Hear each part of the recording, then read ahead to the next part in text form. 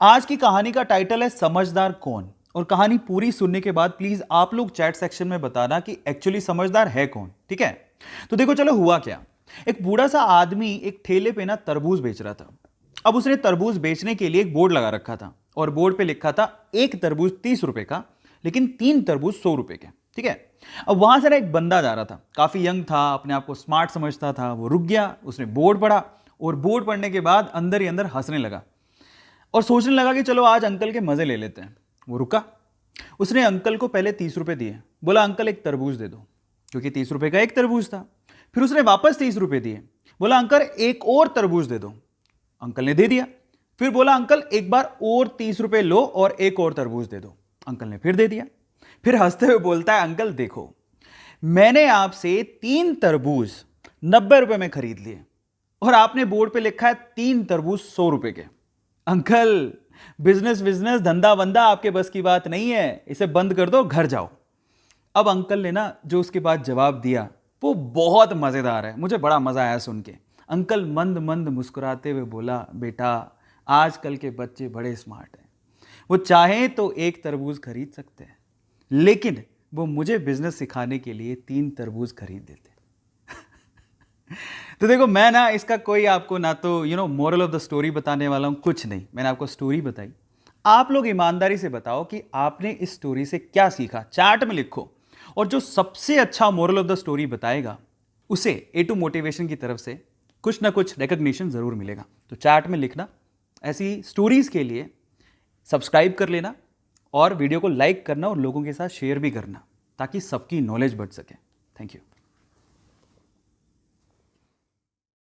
आप में से बहुत सारे लोग जानना चाहते होंगे ना कि वाईटे में इतने कम समय में मैं इतना सक्सेसफुल कैसे हो गया। बहुत सारे लोगों को ये ओवरनाइट सक्सेस लगता होगा, लेकिन इसके पीछे के गहरे राज, वो अनकही कहानियां मैंने आपसे कभी शेयर ही नहीं करी, जो अब मैं करने जा रहा हूं। जो स्टोक के हिंदी यूट्यूब चैनल पे मैं अपनी कहानी बयान करने जा रहा हूं। वैसे तो लाइफ बहुत लंबी थी, लेकिन मैंने पूरी कोशिश की है कि मैं उसे कम शब्दों में कम समय में जस्टिफाई कर सकूं। साथ ही साथ मैं बहुत बार अपनी स्टोरी को बताते हुए इमोशनल हो जाता हूं, लेकिन इस बार मैंने फनी वे से और तरीके से उसको बताने की कोशिश की है। आई होप कि आप लोगों को बहुत अच्छी लगेगी मेरी स्टोरी, मेरी लाइफ स्टोरी, जो कि जो स्टोक के प्लेटफॉर्म पे आने वाली है, हिंदी के यूट्यूब चैनल पे। सो गाइस, उसी वीडियो का लिंक डिस्क्रिप्शन बॉक्स में गिवन है, उसे क्लिक करिए और जितना प्यार आपने A2 को दिया है उतना प्यार और उतना स्नेह उस वीडियो को भी दीजिए। डिस्क्रिप्शन बॉक्स में जाइए, क्लिक करिए और मेरी स्टोरी को देखिए और इंस्पायर होइए। तुझसे तो ना हो पाएगा। अगर ये लाइन सुन के आपका कभी भी अपने आप पे डाउट आने लगे और आप अपने लक्ष्य को छोड़ने का सोच रहे हो, तो आज की कहानी आप अपने दिमाग में रखना, बहुत हिम्मत देगी। तो हुआ कुछ यूं कि एक जंगल में एक बरगद का पेड़ था और उस पेड़ पे चील ने अंडे दे रखे थे और उसी पेड़ के नीचे जंगली मुर्गी ने भी अंडे दे रखे थे। एक दिन हवा का बहाव आया और एक चील का अंडा नीचे गिर के मुर्गी के अंडों के साथ मिक्स हो गया। अब समय बीता, अंडे फूटे, वो चील का बच्चा भी बाहर आया, पर वो तो मुर्गी के अंडों के साथ था। अब वो ये सोचते हुए बड़ा हुआ कि वो तो मुर्गी है। अब वो वही करता जो कि मुर्गियां करती थी, वो उतना ही उड़ सकता था जितनी मुर्गियां यूजुअली उड़ती हैं। और आपको पता है कि मुर्गियां ज्यादा नहीं उड़ सकती, आपको पता है। एक दिन वो चील का बच्चा जो कि मुर्गी की तरह पला बड़ा था, उसने आसमान में चील को उड़ते देखा। तो उसने अपनी मुर्गी मां को पूछा कि मां, वो पक्षी कौन है जो बड़े शान से उड़ रहा है? मां कहती है बेटा वो तो चील है। तो बच्चा मासूमियत से सवाल पूछता है कि हम लोग इतना ऊंचा क्यों नहीं उड़ सकते? तो मां कहती है क्योंकि तुम मुर्गी हो।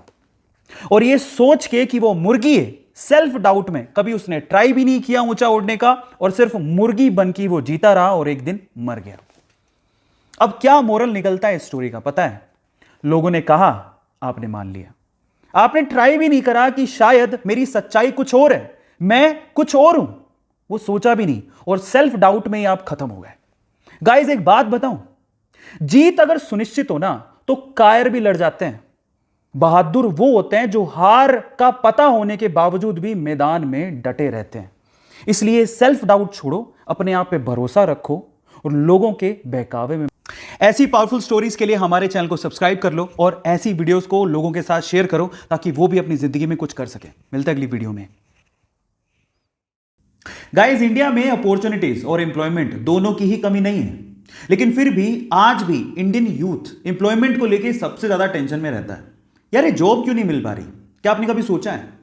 जो कंपनीज इंडिया में इंडियन यूथ को रिक्रूट करती हैं उसका इसके बारे में क्या ख्याल है पता है? वो ये कहती हैं कि इंडिया में यूथ की कमी नहीं है, लेकिन स्किलफुल, स्मार्ट, एम्प्लॉयबल यूथ की बहुत कमी है। और जो यूथ स्किलफुल है और स्मार्ट है उसके लिए जॉब की कोई कमी नहीं है। अब इसको थोड़ा मैं स्टोरी के थ्रू समझाने की कोशिश करता हूं, ध्यान से समझिएगा, जिससे आपको ज्यादा समझ में आएगा। एक बार दो दोस्त थे, एक का नाम था सतीश, दूसरे का नाम था महेश। दोनों ने स्कूलिंग, कॉलेज सब साथ में पूरा किया। मजे की बात यह थी कि उनकी सेम ही कंपनी में जॉब लग गई। दोनों ने बहुत हार्डवर्क किया पूरे साल भर। साल भर बाद उनका प्रमोशन होना था। तो जिस दिन प्रमोशन था उस दिन बॉस आए। उन्होंने सतीश को प्रमोशन लेटर देते हुए कहा कि सतीश तुम्हारा प्रमोशन होता है। तब महेश ने पूछा कि सर मेरा? तो बॉस ने कहा कि महेश आई एम सॉरी, तुम्हें प्रमोशन नहीं मिल पाएगा, इस साल तो कम से कम नहीं मिल पाएगा, वर्क हार्ड। तो ऐसा करके बॉस अपने कैबिन में चले गए। महेश उदास हो गया। महेश सोचने लगा कि सेम स्कूल से किया, सेम कॉलेज से किया, एक साल मैंने भी हार्डवर्क किया है, मेरा प्रमोशन क्यों नहीं हुआ? अब दिमाग पे उस टाइम क्या बातें आती है पता है? भाई यहां तो बटरिंग से प्रमोशन होता है। जरूर सतीश ने बटरिंग की होगी बॉस की, और उसको गुस्सा आ गया। उसने सोचा मैं कल से नहीं आऊंगा। वो बॉस के कैबिन में गया और बॉस को बोलता है कि बॉस अब मैं कल से तो नहीं आऊंगा, आई एम सो सॉरी। तो बॉस ने कहा कि क्यों नहीं आओगे? तो वो कहता है कि बॉस मैंने बहुत हार्डवर्क किया पूरे साल भर, लेकिन मेरा प्रमोशन नहीं हुआ। अब मुझे ऐसा फील होता है कि इस कंपनी में सिर्फ बटरिंग करने वालों का ही प्रमोशन होता है। मतलब वो डायरेक्टली सतीश पे ब्लेम लगा रहा था कि सतीश ने बटरिंग की है, लेकिन बॉस तो ये जानता था कि सतीश ने बटरिंग नहीं की है। सतीश ने वाकई में हार्डवर्क किया है, वो स्मार्ट है, महेश से स्मार्ट है। अब इस चीज को प्रूव कैसे करें? बॉस ने लगाया दिमाग, इसलिए तो वो बॉस था, उसने दिमाग लगाया।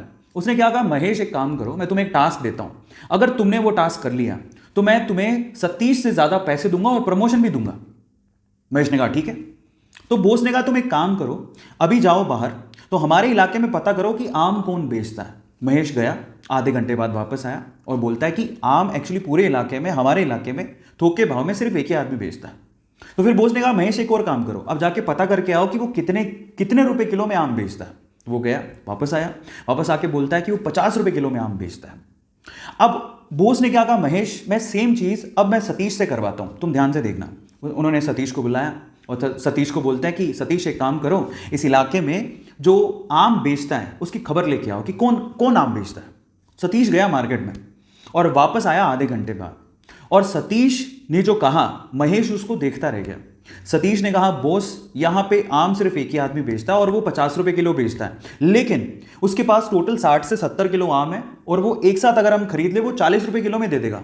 और अगर हमने 40 रुपए किलो में वो 60 से 70 किलो आम बेच दिए और हमने अगर 50 रुपए किलो में से सेल किया तो हमें बहुत प्रॉफिट होगा। और आगे आने वाले समय में हम लोग आम में भी अपना हाथ आजमा सकते हैं, आम के बिजनेस में भी। अब आप समझिए कि सतीश और महेश में क्या फर्क था।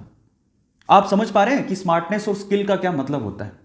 आज का यूथ क्या है ना, सिर्फ इस फिलॉसफी में, ज्यादातर यूथ इसी फिलॉसफी में जीता है कि इतने में इतना ही मिलेगा।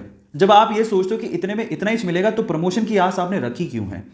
वो बहुत इंपॉर्टेंट है। मैं हमेशा एक बात बोलता हूं, आप जिस भी कंपनी में काम कर रहे हो या आप जो भी करना चाह रहे हो, अगर वो आपको 100 रुपए देती है ना, तो आप 50 रुपए का काम करके मत दो, आप उसको 200 रुपए का काम करके दो।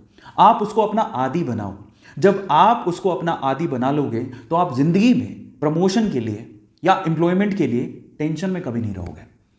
तो अब आपको समझ में आया होगा कि एक्चुअल में क्या मीनिंग है, क्यों लोग एम्प्लॉयमेंट को लेके इतना टेंशन में रहते हैं। सो गाइस, मेरी तरफ से मैंने समझाने की कोशिश करी है। ऐसी अमेजिंग स्टोरीज के लिए यूट्यूब पे हमारे चैनल को सब्सक्राइब कर लीजिए, और अगर आप इंस्टाग्राम पे देख रहे हैं तो मुझे फॉलो करना मत भूलिएगा, और इस स्टोरी को लोगों के साथ शेयर जरूर करिएगा ताकि वो समझें कि यूथ और स्किलफुल यूथ में क्या फर्क है। Thank you so much.